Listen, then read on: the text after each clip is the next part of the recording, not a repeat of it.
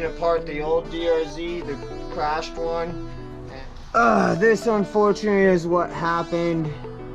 So, went into the case and it bent the frame pretty crazy. So, insurance paid it out, had full coverage on it. We're going to be putting all the parts from this bike onto that bike that I like, keeping the parts that I have on that bike that I like from that one, and hopefully getting a nice DR-Z back. We're going to have a SM Mutt over here, but mostly SM. We're going to have the SM swing arm, SM forks, but we'll have some S tires on it for when we go dirt biking. We'll have the SM tires on it for street. It won't be very much though, because I'm not gonna lie to you, I like my dirt. So let's have some fun. We're gonna get tearing into this.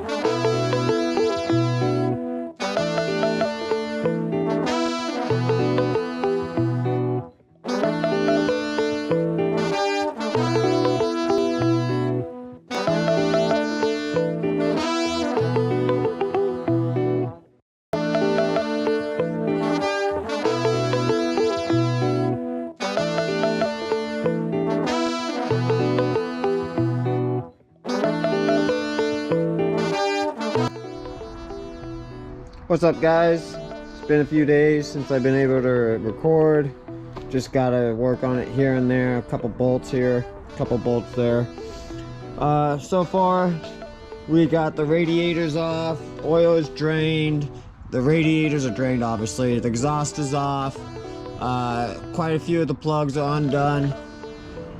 Photos are always your best bet. When doing this, you want to take photos of how everything's ran and go from there. I'm going to be removing the subframe, making it a little easier for me to get the carburetor off, and I want to loosen up this to lower the bike. So I want to replace this rear fender as well. We're going to replace the front and all that, so that's going to be all need to come off anyway. The engine I would like to get out tonight. That is my goal. We'll see how that goes. Getting off work and then going to the parents' house and fixing a few things over there. I don't get to work on it quite as early as I would like to. So hopefully we'll get that engine out, and I'll be able to get it on the stand and get it made, built, and hopefully get that going.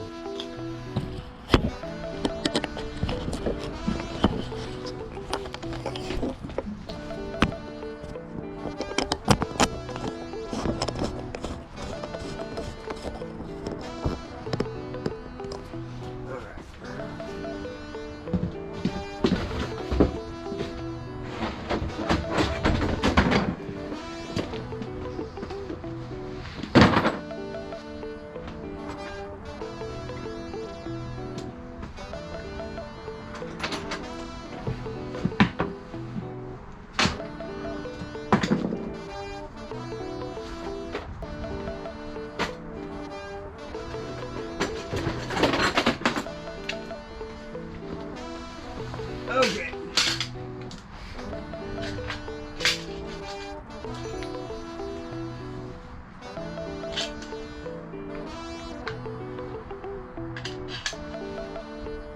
Taking a photo of which one went where to make it easier for when I go to reinstall it.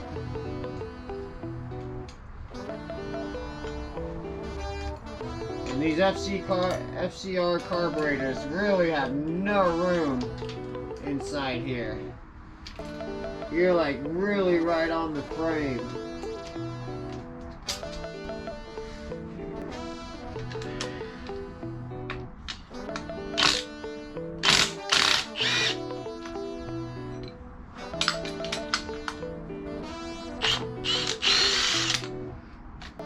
go.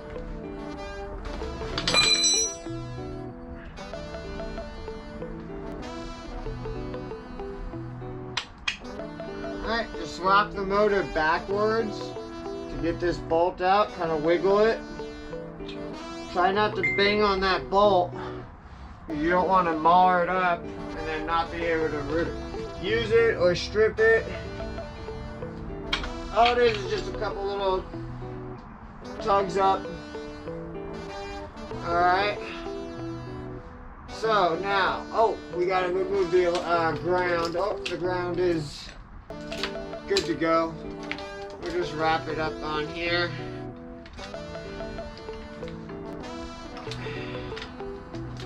It could come out with the motor.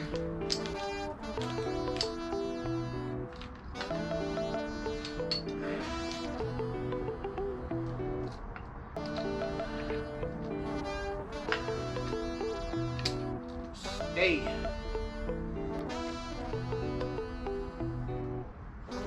All right.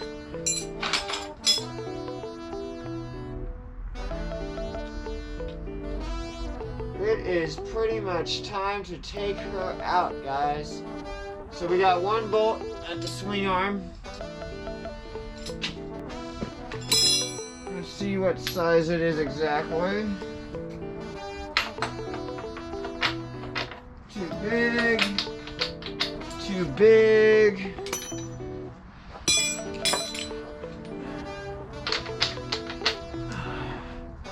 It is 7/8, which is also the equivalent of a 22, I believe.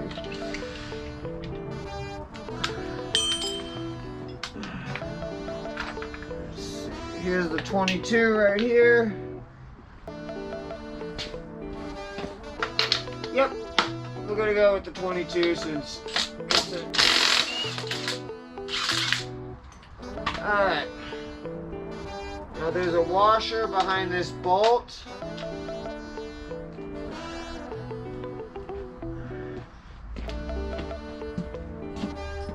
Make sure you reinstall it back in.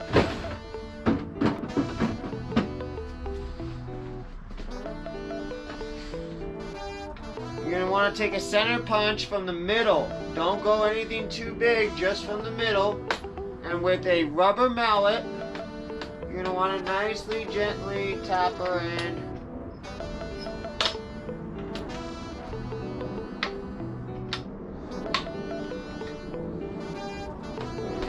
Try not to use the palm of your hand because of nerve ends.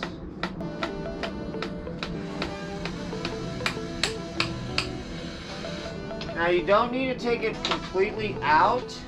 You only need to take it out enough to where this engine is free. So, almost there. Not quite there yet. Let's get a little bit more.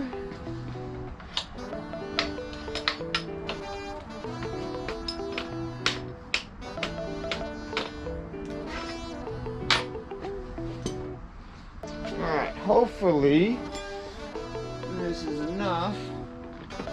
Oh, almost though. Alright. Guess what, guys? We are out. Sort of. Sort of out.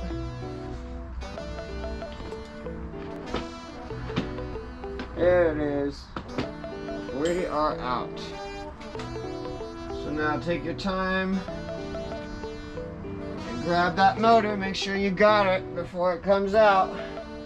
Alright, and take it down slow. Now, your next thing you need to do is put your swing arm bolt back in very slowly and hold the end of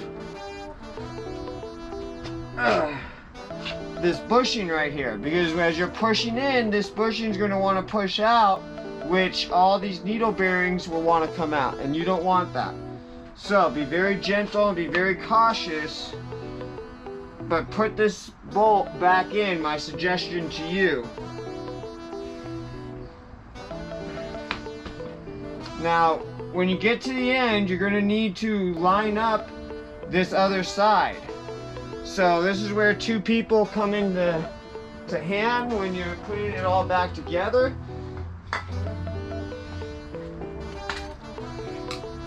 And what you're going to want to do is look at down this hole, and I can see that I need to go in a little bit.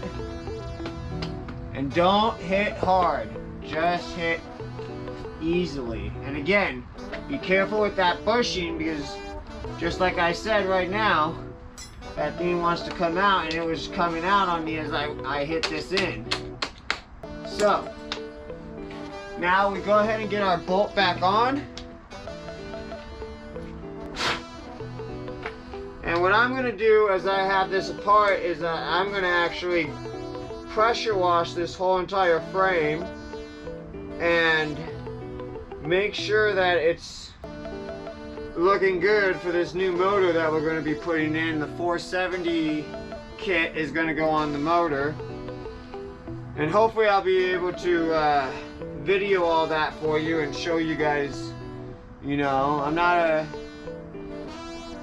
true licensed mechanic, but you know, backyard mechanic I am. So we're also going to be doing the clean air mod. We're doing the power, the free power mod. Everything that I did to that bike, we're doing to this bike. That was the most reliable bike I've had, and definitely glad I got me a new one. And I got the Supermoto, so that's going to be even cooler, because I'll put some good street tires on this, and we'll go hit GMR. We'll go and hit Azusa Canyon with this. That would be fun.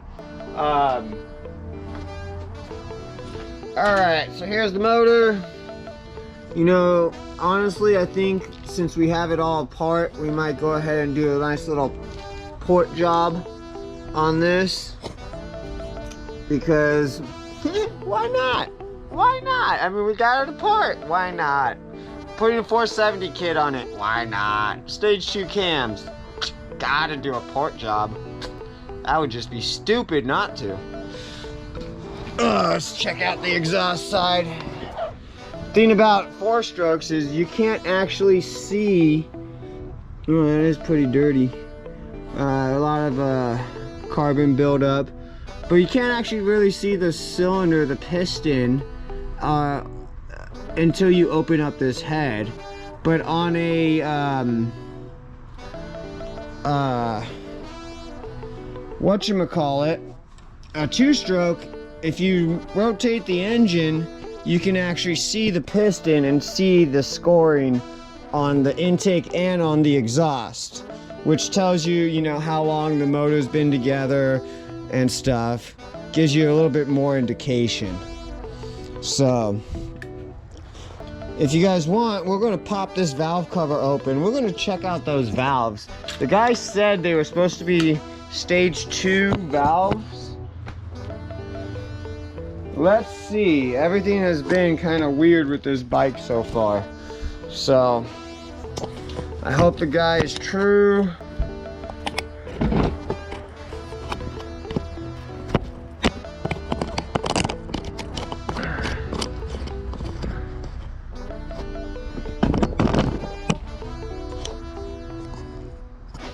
Alright, let's do this together. You can watch me. I'm not gonna edit this.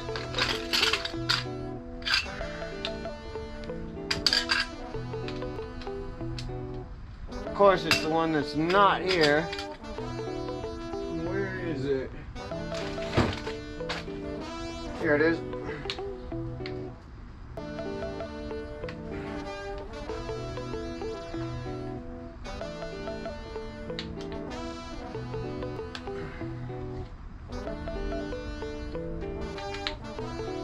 Oh man, I really hope it's not the head.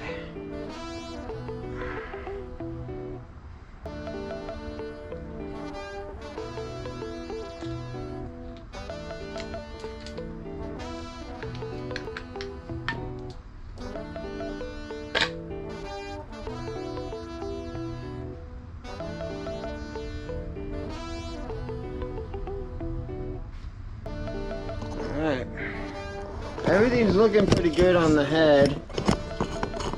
So that's very good. It is looking like it was done by Burt's Mega Mall, like he showed me receipts for.